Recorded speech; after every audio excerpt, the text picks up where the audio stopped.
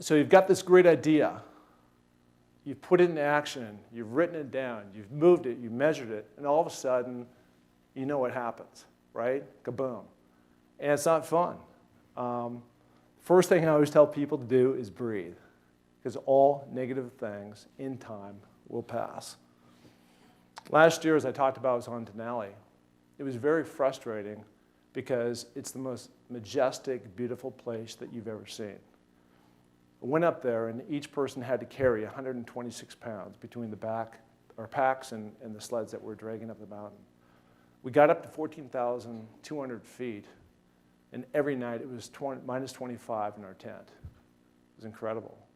What made things worse is on top of the mountain, there was a lenticular cloud, like the one you see in The Wizard of Oz, where the Wicked Witch is spinning around and around and around. And it was minus 60, and it stayed that way for 6 days. And on top of that, there was a superstorm that was coming that was going to take it down to minus 82. I took the screenshot, so I have the picture and the proof. But it was frustrating because it took so much to put ourselves in that position to actually make that journey. And so what I have to do now is I have to get back up this May and go back and do it. Mother Nature won. The same thing happens in business, right? Where you're going out there and you're trying to penetrate market with new products and whatnot, and then something happens, and what are you going to do? And I think with each setback, you just have to be flexible enough to pick a new path when these things are going to happen. New paths always work out, even if the outcomes are a little bit different from what you originally imagined. We talked about the podcast that I do, Finding Your Summit, People Overcoming Adversity. So much of when things hit, it's about perspective. Kyle Menard. I'm sitting on a rock at 21,000 feet in Argentina, Aconcagua, and I'm just famished. This was summit day. My energy was low, and all of a sudden I looked down the mountain, and there's this person that was crawling. I wasn't sure what it was until he got right to my knees, and he looks up, and he was like, "Hey, dude." And it was awesome. And this guy literally has no arms or legs. Think about that. And he summited. 6 people on our rope team and our expedition team did not make it.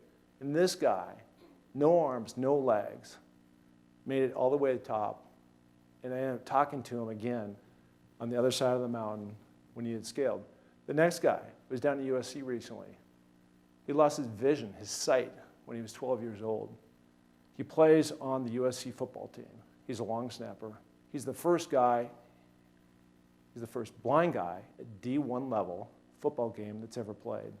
He's got a great spirit about himself. The next gal just came on my podcast last week. I found her because I was watching America's Got Talent, and I was literally sitting there welling up watching this. She's deaf. It all happened when she was 18 years old. And she's this beautiful singer, incredible. She sings this song called Try. And Simon Cowell was so moved that he hit the golden buzzer.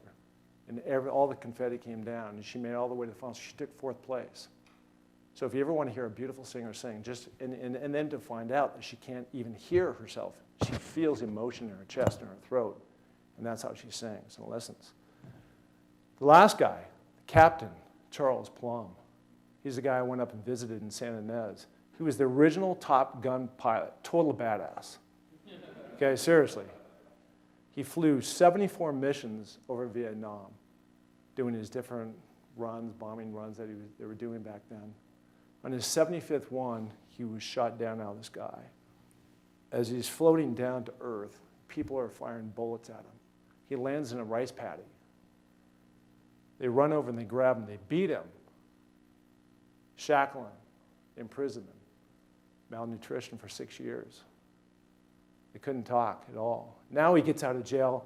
The war's over. He's so excited. He runs down to pick up the first phone to call his wife. She divorces him. He didn't know that.